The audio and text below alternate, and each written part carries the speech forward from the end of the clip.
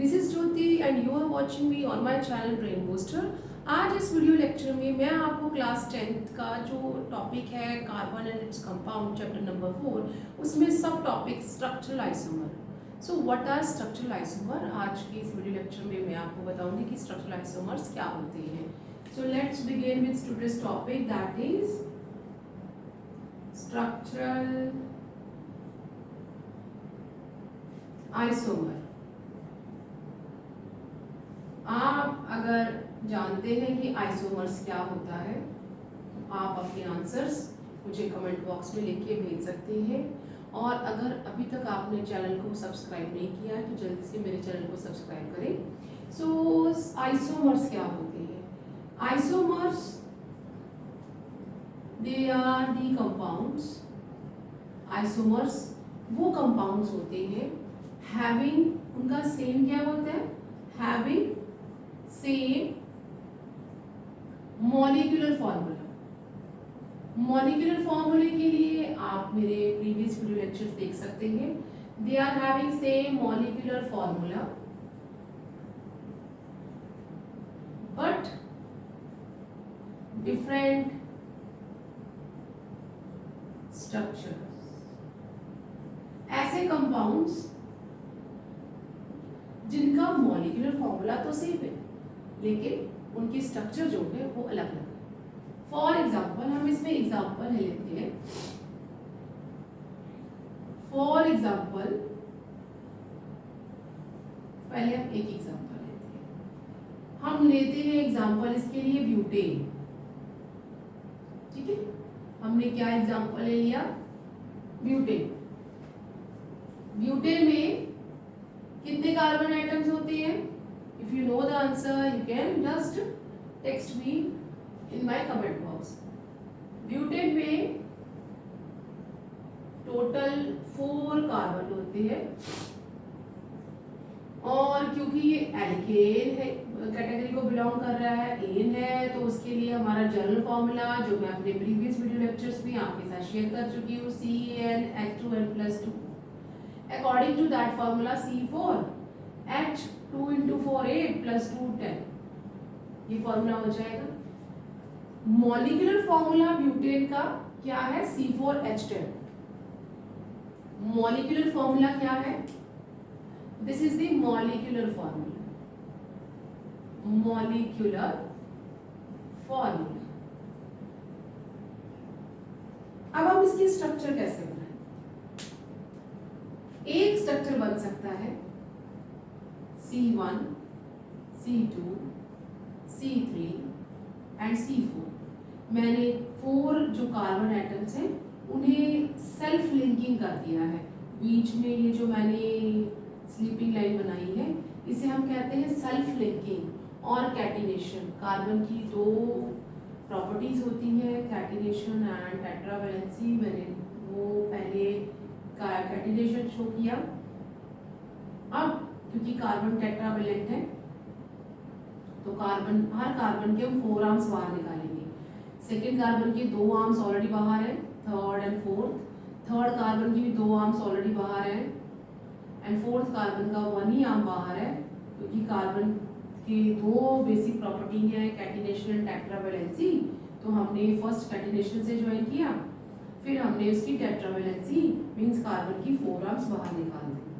अब जिस भी जगह पे आपने आर्म्स बाहर निकाली है वहां हमने क्या सिंपली लगा देना है? H। What we are writing? H, क्योंकि यहाँ पे कितने H है? 10। तो we are simply satisfying the valency of carbon. हम कार्बन की क्या सेटिस्फाई कर रहे हैं? वैलेंसी। इस तरह से मैंने कार्बन जो कार्बन एटम्स थे पहले स्ट्रक्चर में उनको स्ट्रेट लिखा, तो जब सीधा लिखेंगे इसका नेम क्या आ जाएगा? N butane. जब ब्यूटेन सीधा लिखा जाए तो हम उसे क्या कहेंगे? N butane. अब हम क्या कर सकते हैं? ये जो फर्स्ट कार्बन है सेकेंड कार्बन से तो अटैच ही है, मैं इसे यहां से उठा के थर्ड कार्बन पे ले जाऊं, लेके जा सकती हूँ? हाँ और ना, लेके जा सकती हूँ ना। तो मैं इस कार्बन को थर्ड कार्बन पे ले जा सकती हूँ क्योंकि सेकंड में तो वो ऑलरेडी लगा है। या एक और पॉसिबिलिटी हो सकती है, या हम एक और पॉसिबिलिटी भी कर सकते हैं कि ये जो हमारा फोर्थ कार्बन है वो थर्ड पे तो ऑलरेडी अटैच है, मैं उसे थर्ड कार्बन की बजाय कहाँ ले जाऊं, सेकंड कार्बन पे, तो ये भी एक पॉसिबिलिटी है।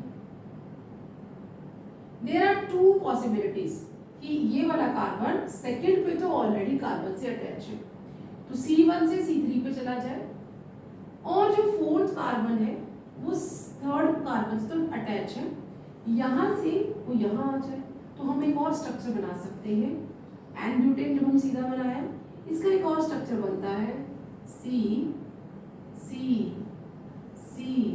हमने या तो फोर्थ या फिर फर्स्ट कार्बन जो है उसे हम यहाँ पे ले आए, ठीक है, और जितने भी बाकी कार्बन है उनकी आप 4 arms, because carbon is tetravalent having 4 valence electron and need more 4, carbon को 4 और इलेक्ट्रॉन्स चाहिए और 4 तो उसके पास ऑलरेडी है।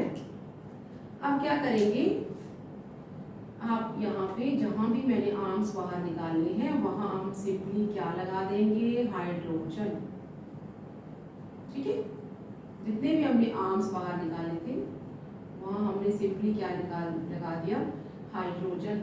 इस तरह कार्बन जो है, कार्बन कंपाउंड ब्यूटेन जो है उसे हम इस तरह भी लिख सकते थे, इस तरह भी लिख सकते हैं। यहाँ पे भी अगर हम चेक करें 1 2 3 4 कार्बन है, 1 2 3 4 5 6 7 8 9 10, हाइड्रोजन 10 है।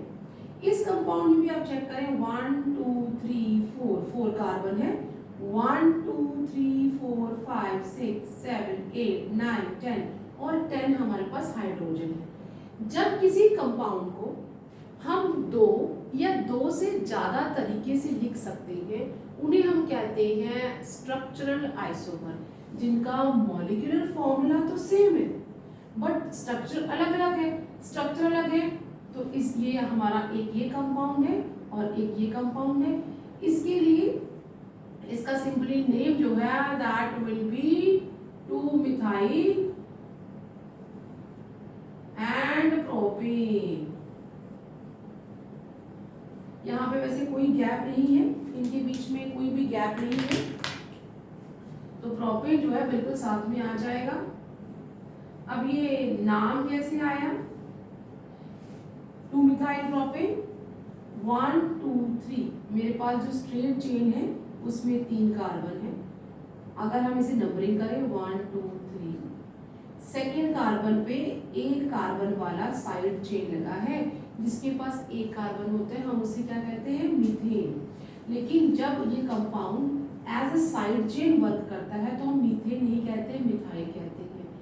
वो कौन से कार्बन पे लगा है, नंबर दिया, उसके बाद उसका नाम दिया और स्ट्रेट चेन में कितने हमारे कार्बन एटम है उसका नाम दे दिया। इस तरह से ब्यूटेन के 2 स्ट्रक्चर हमारे पास अवेलेबल है, एन ब्यूटेन एंड 2-मिथाइल प्रोपेन।